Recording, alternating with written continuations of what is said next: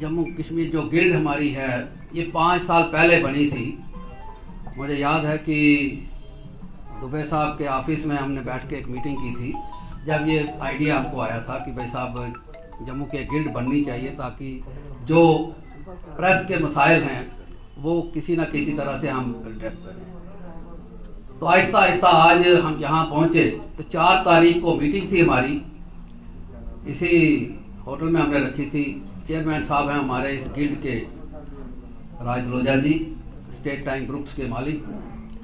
तो हमने ये उस दिन निर्णय लिया था कि कोविड के दौरान काफ़ी मसाइल और भी बढ़ गए थे, जो पीछे थे वो तो थे, लेकिन इस के दौरान में काफ़ी दिक्कतें और परेशानियां जो हमारे मुलाजमों, क्योंकि एडिटर जो होता है, जो प्रेस चलाता है, उसकी 2 ट्विन ड्यूटीज होती हैं। एक तो जर्नलिज्म चलाना सबको साथ लेकर, दूसरा प्रेस चलानी। वहाँ पे जो मशीन मैन होता है हमारा और उसके साथी होते हैं, वो सब लोग एक यूनिट होता है। दूसरा जर्नलिज्म का यूनिट होता है जहाँ हम लिखते हैं, पढ़ते हैं, लोगों के मसाइल उठाते हैं। तो ये सब दिखते हैं, उनकी परेशानियाँ हमारे नज़र में आई। उसमें फोटोग्राफर भी आता है, आज पोर्टल वाले भी आ गए। मैं देख रहा था कि पिछले दिनों में जितनी मेहनत, जितनी क्रेडिबिलिटी सोशल मीडिया ने बनाई है, जम्मू के अंदर नहीं पूरी कंट्री के अंदर, तो ये बड़े सब मुबारक के हकदार हैं, सारे के सारे मुबारक के हकदार हैं। क्योंकि आज काफ़ी लोगों का एतबार जो है, वो क्रेडिबिलिटी जो है, वो काफ़ी न्यूज़पेपर से या बाकी लोगों से उठती जा रही है और वो सोशल मीडिया पर आके बैठ गई। तो इन सबको मैं मुबारकबाद देता हूँ कि इस मुश्किल दौर में आप सब ने अपने अपने पोर्टल से लोगों की प्रॉब्लम्स को उजागर किया। तो हमारा भी ये फर्ज बनता है कि इस दौर में हम जो एडिटर्स मालिक हैं, प्रेसेस ओन करते हैं, करोड़ों रुपए की इन्वेस्टमेंट्स हैं, कि वो कौन सी प्रॉब्लम है जो दुश्वारियां गिल्ड को आती हैं सैलरीज देने में, बाकी चीज़ें देने में, ताकि शॉर्ट लिस्टिंग ना कर सकें अपने मुलाजमों की। तो हमारे में टाइम हमारे पास भी शिकायतें आती रही। तो हमने ये मुनासिब समझा कि सब लोग बैठकर गिल्ड के मेंबर्स इस पे विचार करें। तो विचार करके हमने कुछ जो प्रॉब्लम्स को आइडेंटिफाई किया 4 तारीख को। तो हमने एक उसने रेजोल्यूशन पास किया कि इन जितनी भी दुश्वारियां हैं, मुश्किलात हैं, ये हम गवर्नमेंट तक पहुंचाएंगे, लेफ्टिनेंट गवर्नर साहब तक पहुंचाएंगे। और उस दिन हमने पूरी की पूरी अथॉरिटी रेजोल्यूशन पास करके हम सब ने हमने दलूजा साहब को दी, राजलूजा जी को, कि अगर टाइम जो है, अगर एक शख्स को मिलता है, क्योंकि कोविड का दौर जा रहा है, मुश्किल दौर है, हो सकता है सबको टाइम ना भी मिले, इस वक्त सब जीतते हैं कि भाई टाइम देने से। तो मैंने कहा कि भाई साहब एक रेजोल्यूशन पास करके इनको अथॉरिटी दे दी थी। तो इनको गवर्नमेंट ने बुलाया, गवर्नमेंट के जो एडवाइजर हैं, मीडिया एडवाइजर्स, उनसे इनकी कल बातचीत हुई। हमने एक मेमोरेंडम तैयार करके दिया था, ताकि वो शॉर्ट प्रॉब्लम तो इतनी ज़्यादा होती हैं कि सब नहीं लिख सकता, ना सब रेज हो सकती हैं, लेकिन हमने कुछ को शॉर्ट लिस्ट किया। तो उनमें वो जो शॉर्ट लिस्टिंग प्रॉब्लम थी, उनमें कुछ प्रॉब्लम जो ऐसी थी जो सब लोगों की कॉमन थी, जो मीडिया हाउसेज जो है वो फेस कर रहे थे। उनमें से एक था नॉन बजटरी जो है एड्स आती हैं, तो उनकी जो पेमेंट है वो होती ही नहीं है, या तो 2-2, 3-3 साल नहीं होती है, या मीडिया वालों को थमा दिया जाता है एडिटर्स को कि भाई साहब आप ये बिल ले जाइए, ऐड आपने छाप दी है, लाखों करोड़ों रुपए आप जाके ग्राही करते रहिए। तो ये एक बड़ी बुरी बात थी कि भाई दिल्ली से होती है, रेलवेज की होती है, बाकी इदारे हैं, तो वो अपना अपना काम किया, तो उन्होंने देखना गवर्नमेंट ने। तो एक ये प्रॉब्लम थी जो दलूजा साहब ने बातचीत की, ये अब खुद बताएंगे कि उसका आगे क्या हुआ। लेकिन मैं आपको वो चीज़ बताने जा रहा हूँ जो हमने शॉर्ट लिस्ट की और हमने इनको मेमोरेंडम दिया। मेमोरेंडम के बाद की बात, इनकी क्या बातचीत हुई ये खुद बताएंगे, लेकिन मैं उतनी बातचीत बता रहा हूँ जो हमारी 4 तारीख तक हुई। वो जो प्रोग्रेस थी वो मैं सब आपके सामने रख रहा हूँ। थैंक यू सानी साहब।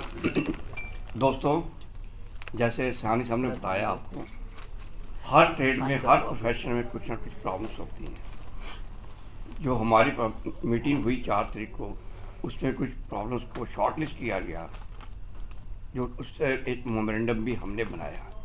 हमारी एक सबसे बड़ी प्रॉब्लम थी, जो सानी साहब ने बताया, नॉन बजटिंग जो ऐड आती हैं उसकी पेमेंट हमें नहीं मिलती। वो पॉइंट और दूसरे पॉइंट को मद्देनज़र रखते हुए हमने डिसाइड किया था 4 तारीख को कि कोई भी हमारा मेंबर नॉन बजटिंग जो ऐड है नहीं लगाएगा। कल एडवाइज़र साहब ने मुझे बुलाया, उन्होंने कहा जी कोरोना चल रहा है इसलिए आप एक ही आदमी आएंगे। जैसे कि आप सानी साहब ने बताया, मुझे इन सब ने मेरे पर विश्वास किया और मुझे कहा कि आप हमें रिप्रेजेंट कर दो। मैं वहाँ पर गया। मिस्टर यादव हैं जो एडवाइज़र हैं, is a young person like 40 years, very positive person.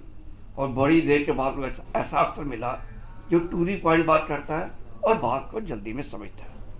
उन्होंने सारा मेमोरेंडम पढ़ा और एक दो बातों के लिए तो उसी समय उन्होंने एश्योर कर दिया। बाकी चीज़ों के लिए उन्होंने कहा कि हम जल्दी ही इन चीज़ों पर भी गौर करेंगे।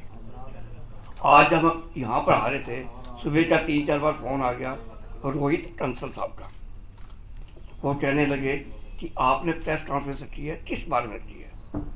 मैंने उनको बताया कि ये प्रेस कॉन्फ्रेंस है, हमारी जो प्रॉब्लम्स हैं मीडिया की, उनके बारे में डिस्कस करें। वो कहने लगे मैं सिन्नर गया हुआ था, आप मेरे से को भी शाम को मिले और मेरे से भी डिस्कस करें। और शाम को मैं कोशिश करूँगा मैं और सानी साहब या 1-2 नुमाइंदे और हमारे जाकर उनको मिलें, ताकि उनको एक नॉलेज भी आए कि हमारी क्या प्रॉब्लम्स है। सानी साहब ने अभी एक बात का जिक्र किया जो आप सबकी प्रॉब्लम है इंश्योरेंस के लिए। यहाँ पर मैं एक चीज़ ऐड करना चाहता हूँ, मेरा बिजनेस जो है वो शराब के साथ मुतल्लक है। इसी तरह एक फ़ंड बनाया था एक्साइज डिपार्टमेंट ने, कॉर्पोरेट फंड कहते हैं उसको। हम जितना माल बेचेंगे उसका उनको एक अमाउंट का फंड देना पड़ता है, और गवर्नमेंट ने डिसाइड किया था जितना फंड हम देंगे उतना ही फंड गवर्नमेंट अपनी किटी से निकालेगी और देगी।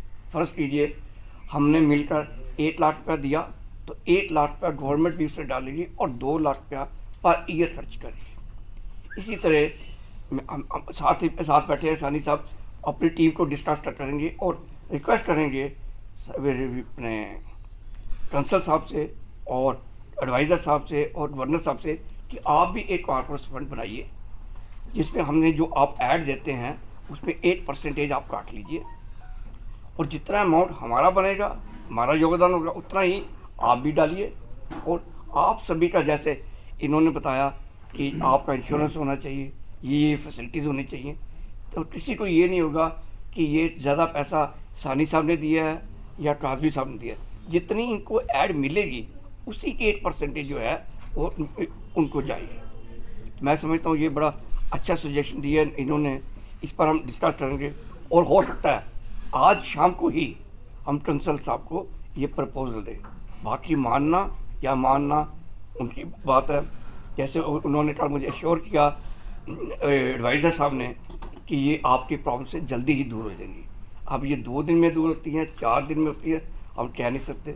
फिर भी एक सर्टन पीरियड के बाद अगर हमारी ये प्रॉब्लम दूर ना हुई तो हम उनको दोबारा मिलेंगे। इन द मीन टाइम हमने जो एडिशन की थी उसमें था कि नॉन बजटिंग ऐड जो है हम नहीं लगाएंगे।